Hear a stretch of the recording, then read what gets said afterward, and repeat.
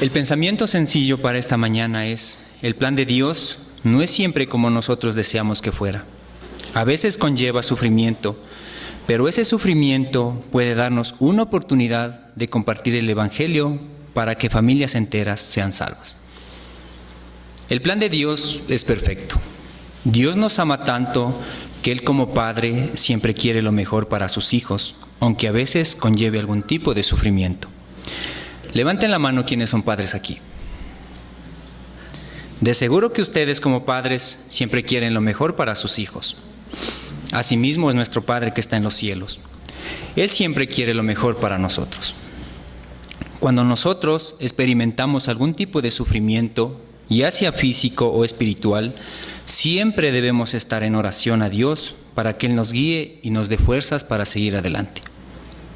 Nosotros, como cristianos, siempre debemos estar dispuestos a seguir el plan de Dios. Y compartir el Evangelio es lo que Dios siempre quiere que sus hijos hagan. Dios nos ama a todos y Él quiere que nadie se pierda y que más y más personas lleguen a ser hijos de Dios. Nuestro estudio de hoy comienza en el segundo viaje misionero del apóstol Pablo. Así que abran sus Biblias conmigo en el libro de Hechos, capítulo 16 y comenzando en versículo 11.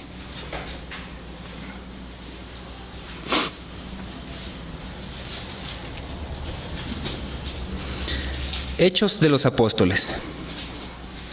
Así que saliendo de Troas, navegamos con rumbo directo a Samatrocia y al día siguiente a Neápolis. De allí fuimos a Filipos, que es una ciudad principal de la provincia de Macedonia, una colonia romana. En esta ciudad nos quedamos por varios días. Entonces, ¿quiénes estaban navegando? Lucas, Silas, el apóstol Pablo y los demás miembros del ministerio que era dirigido por el apóstol Pablo. ¿Y dónde están estas ciudades? Aquí podemos ver en el mapa. Ellos salieron de Troas con rumbo a Samatrocia y de ahí a Neápolis hasta llegar finalmente a Filipos, que es una provincia de Macedonia y prácticamente era una colonia romana.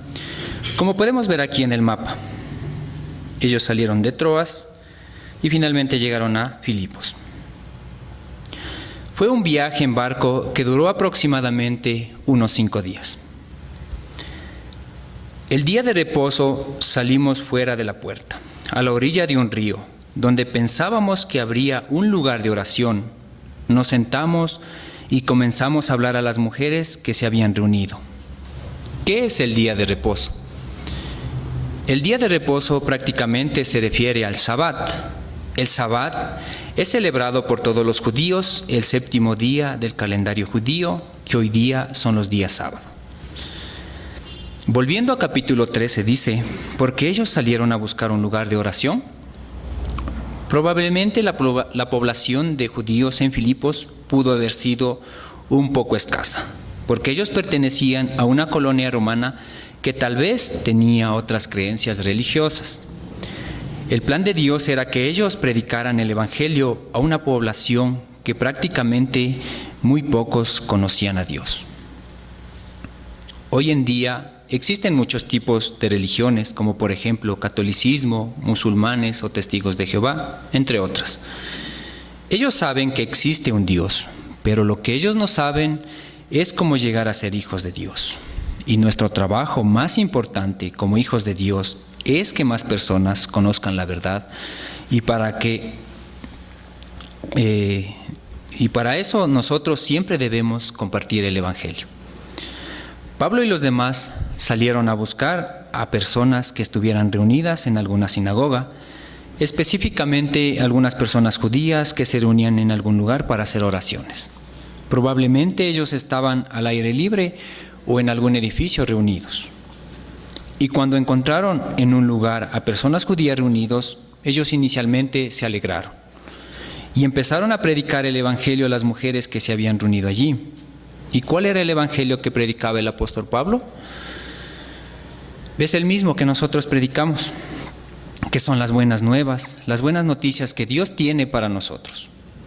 Él probablemente pudo haber estado predicando de que Jesús era el Salvador, que había llegado al mundo para salvarnos.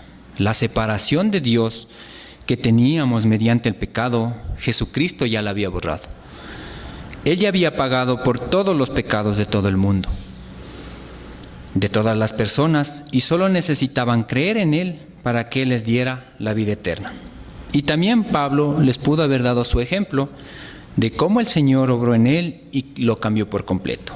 Porque Pablo, o Saulo, como se llamaba antes de convertirse en apóstol, él era un asesino de creyentes.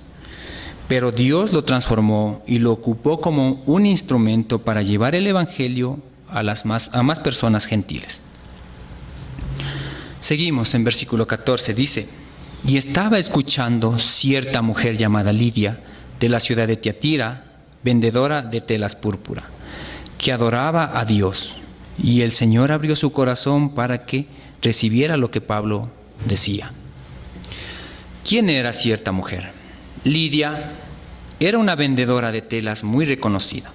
Ella era de la ciudad de Tiatira, una ciudad muy conocida por su producción de telas color púrpura. Ella era adoradora de Dios. Adoradora de Dios es un término usado para referirse a las personas como gentiles que oran a Dios. Ella sabía que había un Dios, pero lo que ella no sabía era cómo ser una hija de Dios. Entonces, ¿cuál era su actitud al escuchar el Evangelio? Lo primero que podemos decir es que ella escuchaba con mucha atención al apóstol Pablo predicar. Ella quería saber más de Dios. ¿Y qué sucedió después? El Señor abrió su corazón para que recibiera el Evangelio de Dios. También podríamos decir que el Espíritu Santo se posó sobre ella para que estuviese atenta a lo que Pablo predicaba. Ella recibió la salvación de Dios por el oír primero la palabra de Dios. Hoy en día es igual. Todas las personas, al igual que Lidia, necesitamos primero que alguien nos predique el Evangelio para poder escuchar y creer, para poder ser salvos y llegar a ser hijos de Dios. Al igual que Lidia, nuestra fe viene primero del escuchar. Escuchamos primero el Evangelio y luego creemos en el Evangelio, y es un comienzo de nuestra fe hacia Dios, hacia nuestro Salvador. En Romanos capítulo 10, versículo 14 al 17 dice: ¿cómo pues invocarán a aquel en quien no han creído? ¿Y cómo creerán en aquel a quien no han oído?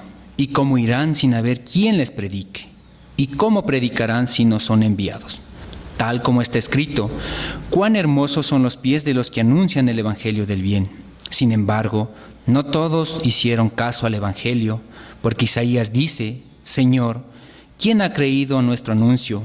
Así que la fe viene del oír, y el oír de la palabra de Cristo. ¿Cómo pues invocarán a aquel en quien no han creído? ¿Y creerán en quien no han oído? Y oirán sin saber quién les predique. Si no conocemos quién es Dios o la persona de Jesucristo, no podemos tener fe. ¿Y qué es lo que estimula para nosotros la fe? Y la respuesta correcta es su palabra. La palabra perfecta de Dios es un estímulo de nuestra fe. ¿Y por qué? Porque aquí encontramos toda la verdad sobre Dios y su Hijo Jesucristo. No necesitamos buscar en otra parte. La palabra de Dios, que es nuestra Biblia, tiene todo lo que necesitamos para saber sobre Él. En 2 de Corintios, capítulo 4, versículo 3 a 6 dice: si todavía nuestro evangelio está velado, para los que se pierden está velado, en los cuales el Dios de este mundo ha cegado el entendimiento de los incrédulos, para que no vean el resplandor del evangelio de la gloria de Cristo, que es la imagen de Dios, porque no nos predicamos a nosotros mismos, sino a Cristo Jesús como Señor, y a nosotros como siervos de ustedes, por amor de Jesús. Pues Dios dijo: de las tinieblas resplandecerá la luz. Él es el que ha resplandecido en nuestros corazones, para iluminación del conocimiento de la gloria de Dios en el rostro de Cristo. Dios compara el no conocer la palabra como oscuridad y conocer la palabra como luz. ¿Y qué nos revela esa luz? Nos revela la persona de Jesucristo. Seguimos, capítulo 15. Cuando ella y su familia se bautizaron, nos rogó: si juzgan que soy fiel, vengan a mi casa y quédense en ella. Y nos persuadió a ir. Entonces, ¿qué pasó después? Ella y su familia creyeron en el Evangelio y ellos manifestaron su fe después de haber creído. Ella y su familia se identificaron con Jesucristo por medio del bautismo en agua. Hechos de los Apóstoles, capítulo 8, versículo 35 al 38 dice: Entonces Felipe comenzó con este pasaje de la Escritura. Le anunció el Evangelio de Jesús. Yendo por el camino llegaron a un lugar donde había agua.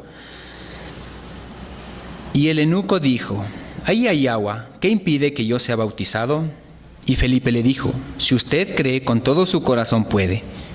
Creo que Jesucristo es el Hijo de Dios, respondió el eunuco, y mandó parar el carruaje. Ambos descendieron al agua y Felipe lo bautizó.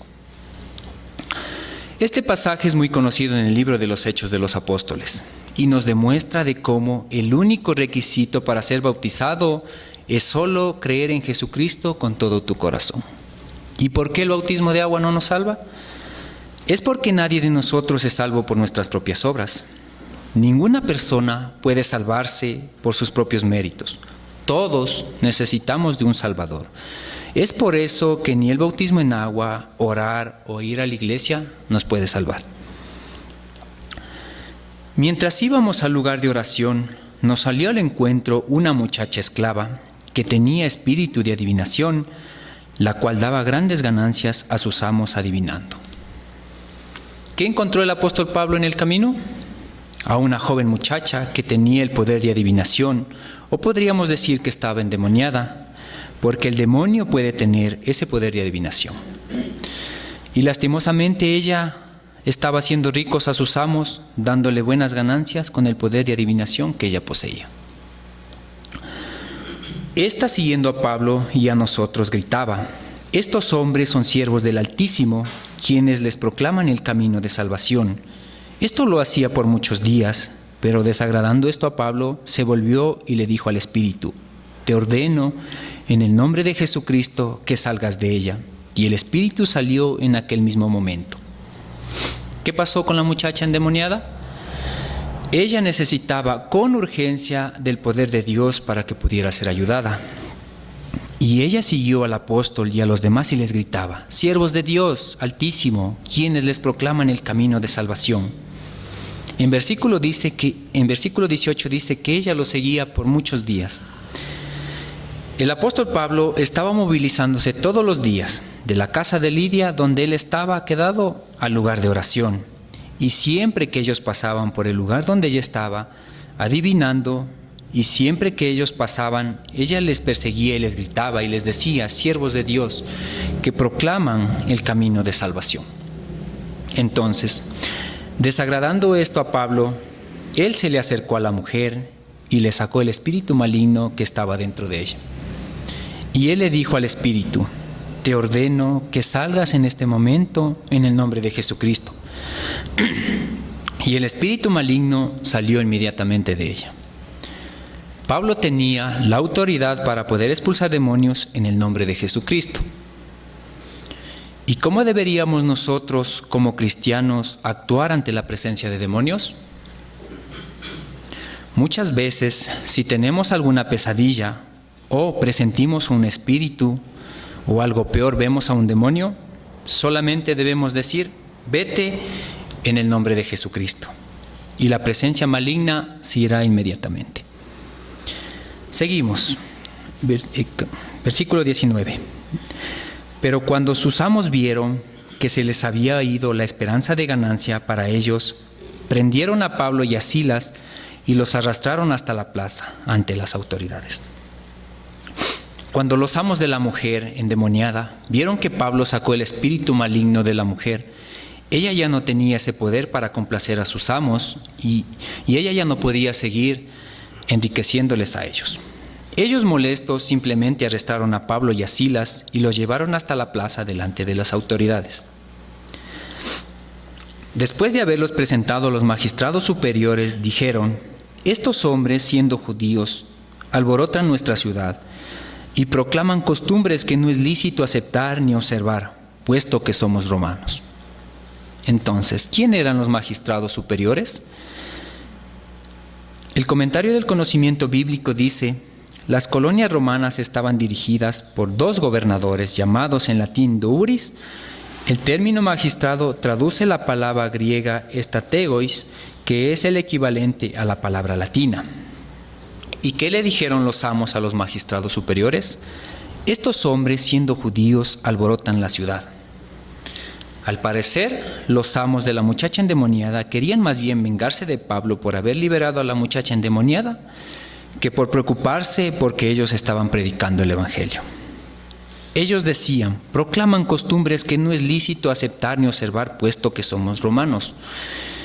Ellos encontraron algo por qué culpar, ya que Pablo y Silas eran judíos y eran misioneros en la ciudad de Filipos, ya que ellos estaban predicando una religión que era desaprobada en Roma. La multitud se levantó aún contra ellos, y los magistrados superiores, rasgándoles sus ropas, ordenaron que los azotaran con vara. Toda la multitud se levantó contra ellos, y los magistrados superiores ordenaron azotarlos con vara. El ser castigado con vara, o ser apedrado, o con látigo es un castigo muy doloroso para cualquier ser humano. Pablo y Silas fueron azotados, pero Dios tenía un plan para ellos. Después de darles muchos azotes, los echaron en la cárcel, ordenando al carcelero que los guardara con seguridad, el cual, habiendo recibido esa orden, los echó en el calabozo interior y les aseguró los pies con el cepo. Pablo y Silas fueron cruelmente azotados, y luego el encargado los metió al calabozo, recibiendo órdenes estrictas de que los encerraran a ellos con mayor seguridad. El cual, el carcelero, recibiendo todas estas órdenes, los llevó al lugar más profundo de la cárcel, y aparte les aseguró los pies con el cepo. ¿Qué es un cepo? Son como esposas, pero de madera, muy grandes, que se introducen los pies y las manos y se aseguran con cadenas hacia el piso. Primera de Pedro, capítulo 3, versículo 13 al 17, dice: ¿y quién les podrá hacer daño a ustedes si demuestran tener celo por lo bueno? Pero aun así fuera, por causa de la justicia, dichosos son, y no tengan miedo por temor a ellos, ni se turben, sino santifiquen a Cristo como Señor en sus corazones, estando siempre preparados para presentar defensa ante todo el que les demande razón de la esperanza que hay en ustedes. Pero hágalo con mansedumbre y reverencia, teniendo buena conciencia, para que en aquello en que son calumniados sean avergonzados los que hablan mal de la buena conducta de ustedes en Cristo. Pues es mejor padecer por hacer el bien, así es la voluntad de Dios, que por hacer el mal. Tomando el ejemplo del apóstol Pablo, podemos ver cómo él, teniendo buena conducta en las cosas de Dios, aún así la población de Filipos lo rechazó y lo calumnió. Como a medianoche, Pablo y Silas oraban y cantaban himnos a Dios, y los presos lo escuchaban. Entonces, ¿cuál fue la respuesta del apóstol Pablo y Silas después de que les hubieran echado en la cárcel? En vez de estar enojados o tristes después de recibir el castigo, ellos oraban y cantaban y adoraban al Señor, en lugar de estar quejándose a Dios para que destruyera a sus enemigos. Ellos en realidad se dedicaban a adorar al Señor. Este versículo nos enseña cómo debe ser nuestra respuesta hacia el Señor. Casi siempre cuando tenemos algún problema en nuestra vida y tal vez nos causa algún tipo de sufrimiento, como por ejemplo, nos enteramos de que tenemos una enfermedad grave, o tal vez no aprobé el examen para entrar a la universidad y nos sentimos mal y decimos: mejor vamos a dormir, que ya mañana será otro día. Pero lo primero que debemos hacer en realidad como cristianos es orar. Si no podemos hacerlo en ese momento, podemos tomar el ejemplo del apóstol Pablo.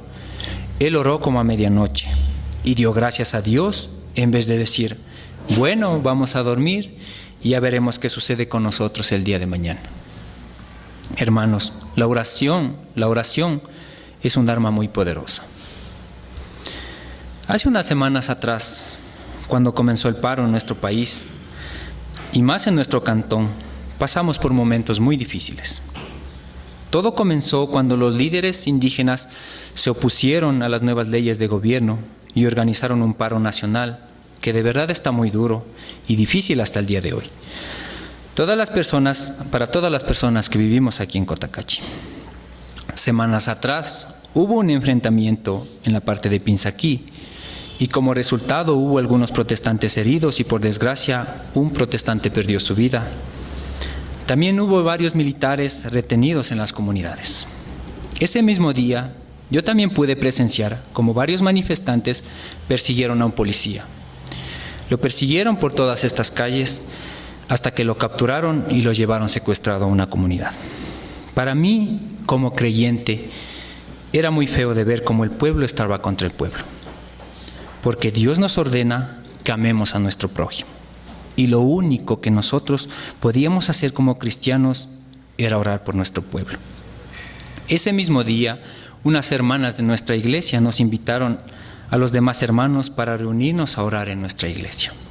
Así que nos reunimos y oramos con fe, pidiendo todos en una sola oración por la liberación de los militares secuestrados y por la paz de nuestro país.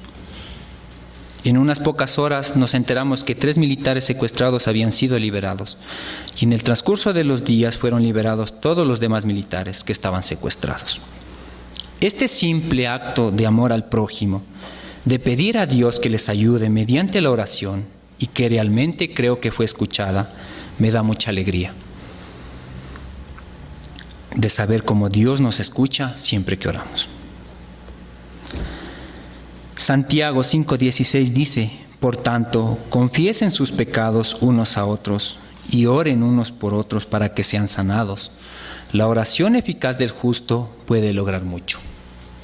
Para que nosotros podamos orar o hablar con nuestro Padre y pedirle o darle gracias, siempre debemos estar en paz con los hermanos y en comunión con Dios para que Él nos pueda escuchar. Es como si un padre que está enojado con su hijo por algo que él le hizo y el hijo le pide algo. Probablemente el padre no le va a ayudar hasta que el hijo pida disculpas por lo que hizo. ¿Y qué debemos hacer nosotros si estamos en pecado o en tinieblas, como dice la Biblia? Primera de Juan 1:9 dice: si confesamos nuestros pecados, Él es fiel y justo para perdonarnos los pecados y para limpiarnos de toda maldad. Debemos de confesar nuestros pecados a Dios. Y Dios, Él es fiel y justo para perdonarnos, para perdonar nuestros pecados y estando en comunión con Dios, poder orar y pedirle a Él con fe todo lo que necesitemos. Filipenses 4:6-7 dice: por nada estén afanosos, antes bien en todo, mediante oración y súplica, con acción de gracia, sean dadas a conocer sus peticiones delante de Dios. Y la paz de Dios, que sobrepasa todo entendimiento, guardará sus corazones y sus mentes en Cristo Jesús. Si nosotros oramos con fe, Dios nos promete darnos esa paz que sobrepasa todo entendimiento humano. Mateo 5:14-16 dice: ustedes son la luz del mundo. Una ciudad situada sobre un monte no se puede ocultar, ni se enciende una lámpara y se pone bajo de una vasija, sino sobre el candelero, y alumbra a todos los que estén en la casa. Así brille la luz de ustedes delante de los hombres, para que vean sus buenas acciones y glorifiquen a su Padre que está en los cielos. Esto nos demuestra que nosotros somos como una luz en medio de la oscuridad, porque nuestro testimonio se nos refleja en nuestro diario vivir. Hay veces que nosotros no nos damos cuenta, pero hay personas que ven como nosotros somos como cristianos en nuestro día a día. Recuerden que la oración y la alabanza son armas muy poderosas. De repente se produjo un gran terremoto, de tal manera que los cimientos de la cárcel fueron sacudidos. Al instante se abrieron todas las puertas de la celda y las cadenas de todos se soltaron. Al despertar el carcelero y ver abiertas todas las puertas de la cárcel, sacó su espada y se iba a matar, creyendo que los prisioneros se habían escapado. ¿Cuál fue la respuesta de Dios a las oraciones del apóstol Pablo y Silas? Dios respondió haciendo que los cimientos de la cárcel temblaran, haciendo que se abran todas las puertas de la cárcel y además haciendo que las cadenas de los presos se soltaran de sus manos y de sus pies. Esto debió haber sido algo sumamente extraño para el carcelero y también para los presos que estaban en ese lugar. ¿Y qué pasó con el carcelero? Al parecer él estaba dormido en su guardia y con el gran terremoto que hubo esa noche, él se despertó muy asustado y creyó que todos los presos habían escapado. Efesios 3:20 dice: y aquel que es poderoso para hacer todo mucho más abundante de lo que pedimos o entendemos, según el poder que obra en nosotros. El poder de Dios sobrepasa todo entendimiento. Pero Pablo clamó a gran voz, diciendo: no te hagas ningún mal, pues todos estamos aquí. Entonces él pidió luz y se precipitó adentro, y temblando se postró ante Pablo y Silas. ¿Qué le dijo el apóstol Pablo al carcelero? No te hagas ningún mal, pues todos estamos aquí. El carcelero era tan responsable de cualquier fuga que sucedería en la cárcel, puesto que la ley romana dictaba que si algún guardia perdía a un preso, él recibiría el mismo castigo que el prisionero iba a recibir. Probablemente había algunos presos en esa cárcel que habían cometido delitos que merecían recibir la pena de muerte. Entonces, si ellos hubieran escapado, la pena de muerte sería para el carcelero. Cuando Pablo le dijo: no te hagas ningún mal, podemos pensar que el carcelero estuvo a punto de suicidarse él mismo, antes de ser condenado a morir de una manera más desagradable. Cualquier persona que hubiera recibido azotes, encarcelamiento y cualquier otro tipo de castigo como el que sufrió el apóstol Pablo, de seguro hubiera endurecido su corazón buscando venganza. Él hubiera dejado que el carcelero se suicide simplemente. Pero no, Pablo no estaba pensando en eso. Él más bien le habló al carcelero y le dijo: todos estamos aquí, no te hagas ningún mal, no hemos escapado. Al ver esto, el carcelero pidió luz para mirar, y al darse cuenta de que todos los presos estaban ahí, se turbó y temblando se postró ante Pablo. Pablo no solo salvó la vida del hombre, sino también le enseñó la vida eterna que está en Cristo Jesús. Al igual que el apóstol Pablo, podemos ver cómo Dios tuvo un plan para el apóstol y el carcelero. El plan de Dios era que el carcelero fuera salvo, pese al duro y difícil camino que tuvo que pasar el apóstol. Pablo tuvo que ser juzgado por su fe, azotado y humillado, encarcelado, para que estando en prisión pudiera compartir el evangelio con la persona más inesperada, que era un simple carcelero. Y obviamente la fe del apóstol nunca decayó. Nosotros por igual tenemos que tener fe en el plan de Dios, aunque muchas veces no sabemos acerca del plan de Dios y dudamos. Pero el plan de Dios es perfecto. Él siempre buscará la manera para que podamos compartir el evangelio. Y después de sacarlos, dijo: Señores, ¿qué debo hacer para ser salvo? Ellos respondieron: cree en el Señor Jesús y serás salvo tú y toda tu casa.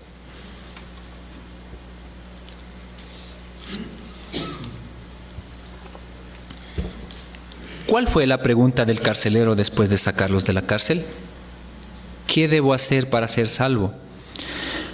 Muchas veces con los hermanos, cuando compartimos el evangelio con otra persona, usamos este versículo, no porque nos guste a nosotros, sino porque tiene una aplicación muy sencilla y eficaz, que es el creer. Cree o ten fe en el Señor Jesús y serás salvo. Pablo pudo haber dicho: arrepiéntete de tus pecados y serás salvo, o haz una oración y serás salvo, o ve a la iglesia o sé una buena persona. Pero Pablo le dijo al carcelero: cree en el Señor y serás salvo. Hermanos, nosotros no podemos llegar a ser hijos de Dios por nuestros medios, porque todas nuestras buenas obras son como trapo de inmundicia delante de Dios. ¿Por qué? Porque Dios, Él es santo, perfecto y justo. En cambio, al contrario de Él, nosotros, ¿qué somos? Pecadores, culpables y merecemos la muerte. Dios nos dio su ley, y la parte más famosa de su ley son los 10 mandamientos de Dios. ¿Cuáles son unos de los 10 mandamientos? No tendrás otros dioses delante de mí, no robarás, no matarás, no darás falso testimonio o no mentirás, no cometerás adulterio. ¿Y cómo se llama cuando quebrantamos esa ley? Pecado. Nosotros, en algún momento de nuestra vida, pudimos haber quebrantado alguno de los 10 mandamientos. Sí, ¿no es cierto? Entonces, la palabra de Dios nos dice: por cuanto todos pecaron y no alcanzan la gloria de Dios. Según este versículo, ¿cuántos pecaron? Todos. Ninguna persona puede llegar a ser perfecta como Dios, porque la palabra de Dios dice: porque cualquiera que guarde toda la ley, pero falle en un punto, se ha hecho culpable de todo. Hermanos, nadie de nosotros puede ser tan bueno como para ser justificado por Dios. Romanos 6:23 dice: porque la paga del pecado es muerte, pero la dádiva de Dios es vida eterna en Cristo Jesús, Señor nuestro. Si nosotros muriéramos en este estado, ¿a dónde iría nuestra alma? Al infierno. En Apocalipsis 21:8 dice: pero los cobardes, incrédulos, abominables, asesinos, inmorales, hechiceros, idólatras y todos los mentirosos tendrán su herencia en el lago que arde con fuego y azufre, que es la muerte segunda. Aunque nosotros no nos identifiquemos como hechiceros o asesinos, sí somos mentirosos. Y nuestra herencia, a lo que nos corresponde, sería el lago que arde con fuego y azufre, que es la muerte segunda, que es el infierno. Entonces, el pecado forma una barrera entre Dios y nosotros. Muchas personas intentan romper esta barrera de pecado entre ellos y Dios, como por ejemplo, ir a la iglesia, amar al prójimo, orar, ser buena persona. Sin embargo, ¿cuál es la paga del pecado? La muerte. Esto es como si un asesino le ofreciera plata a un juez para que no lo condene. ¿Sería un buen juez o un mal juez? Un mal juez. Asimismo, si Dios aceptara nuestras buenas obras a cambio de nuestros pecados, a cambio de exigir la paga del pecado, que es la muerte, ¿sería un buen juez? No. Pero sabemos que Dios es un juez justo. ¿Por qué? Porque Él nos amó. Dice en Juan 3:16, dice: porque de tal manera amó Dios al mundo, que dio a su Hijo unigénito, para que todo el que cree en Él no se pierda, sino que tenga vida eterna. A pesar de nuestro pecado, Dios nos ama tanto, porque Dios es amor. ¿Y cómo nos demostró Dios su amor? Dios nos dio a su Hijo unigénito, Jesucristo. Siendo Jesucristo Dios mismo, ¿tenía pecados? Entonces, ¿por qué murió Jesucristo? Por nuestros pecados. En Romanos 5:8 dice: pero Dios demuestra su amor para con nosotros en que, siendo aún pecadores, Cristo murió por nosotros. Jesucristo dio su vida en la cruz para salvarnos. Cuando Él estuvo crucificado en la cruz, dijo: consumado es, que significa terminado o pagado por completo. Jesucristo pagó por completo todos nuestros pecados, pasados, presentes y futuros, y no queda nada más que pagar. ¿Y qué pasó al tercer día? Resucitó. Juan 20:28 dice: entonces Tomás respondió y le dijo: Señor mío y Dios mío. Jesucristo con su resurrección demostró que Él es Señor y Dios. Efesios 2:8-9 nos dice: porque por gracia ustedes han sido salvados, por medio de la fe. Y esto no procede de ustedes, sino que es don de Dios, no por obras para que nadie se gloríe. Jesucristo ya pagó por todos nosotros en la cruz. Él nos da esa salvación como un regalo gratuito. ¿Y cómo nosotros nos apoderamos de ese regalo gratuito de salvación? Es por medio de nuestra fe. ¿Y fe en quién? En Jesucristo, en su obra consumada en la cruz. Y también Efesios 2:8-9 nos dice porque no somos salvos, y es por medio de nosotros y de nuestras obras. Primera de Juan 5:13 dice: estas cosas les he escrito a ustedes que creen en el nombre del unigénito Hijo de Dios, para que sepan que tienen vida eterna. Dios quiere que sepamos que tenemos vida eterna en Él. ¿Por cuánto tiempo dura la vida eterna? Eternamente, ¿no es cierto? En Juan 10:28-29 dice: yo les doy vida eterna y jamás perecerán, y nadie las arrebatará de mi mano. Mi Padre que me las dio es mayor que todos, y nadie las puede arrebatar de la mano del Padre. Jesucristo nos da la vida eterna, y nadie ni nada nos puede arrebatar de la mano de Dios. Juan 5:24 dice: en verdad les digo, el que oye mi palabra y cree en el que me envió, tiene vida eterna, y no viene a condenación, sino que ha pasado de muerte a vida. Jesucristo murió en la cruz por todos nosotros, por todos nuestros pecados. Y si la vida eterna es un regalo gratuito que recibimos solamente por la fe en Jesucristo, la única razón de que alguien sea condenado sería por no creer.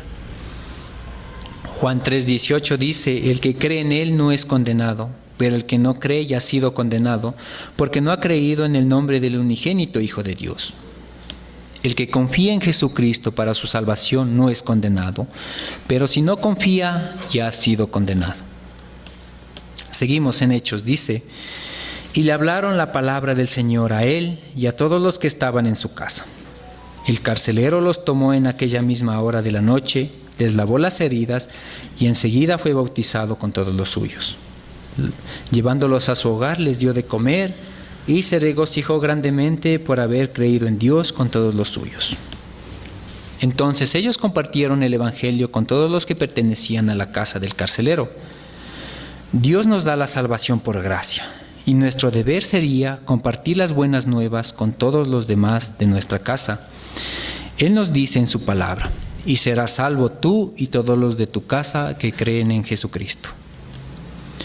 Romanos 1:6 dice: porque no me avergüenzo del evangelio, pues es el poder de Dios para la salvación de todo aquel que cree, al judío primeramente y también al griego. Podemos ver de cómo el apóstol Pablo tuvo esa disposición de poder ir a la casa del carcelero para poder compartir el evangelio con los de su casa. Y por otra parte, ver al carcelero llevar al apóstol Pablo para que compartiera el evangelio con los demás. Esto nos demuestra cómo es la gracia y la misericordia de Dios con todas las personas del mundo. Dios siempre está dispuesto para darnos gracia, pero solo depende de nosotros el recibirla. El carcelero quedó muy agradecido por la acción de Pablo al compartir el evangelio y también por cómo él lo trató en la cárcel. Y como parte de su agradecimiento, él lavó sus heridas y les dio de comer. Entonces él fue bautizado con todos los suyos, porque él quería dar su testimonio de fe y su identificación con Jesucristo. Muchos hoy en día están confundidos del bautismo. A veces creen que por ser bautizados están comprometidos con Dios y creen que el bautismo los salva de la ira de Dios. Pero el bautismo representa nuestra identificación con Jesucristo en su muerte, sepultura y resurrección. Y en sí el bautismo es un testimonio público de nuestra fe. Luego él los llevó a su casa, les dio de comer y se alegraron mucho por haber creído en el único Dios verdadero con toda su familia. Creer en el evangelio es la única manera de poder ser hijos de Dios. Lidia y el carcelero creyeron en el evangelio y fueron bautizados ellos y toda su familia. El plan de Dios no es siempre como nosotros deseamos que fuera.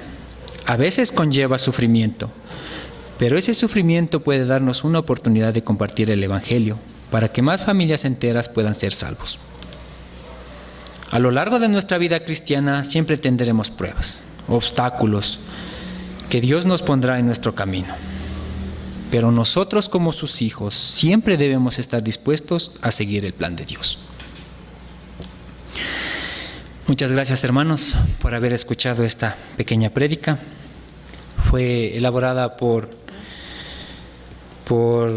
yo mismo hice, con la ayuda de Dios, con la ayuda del pastor.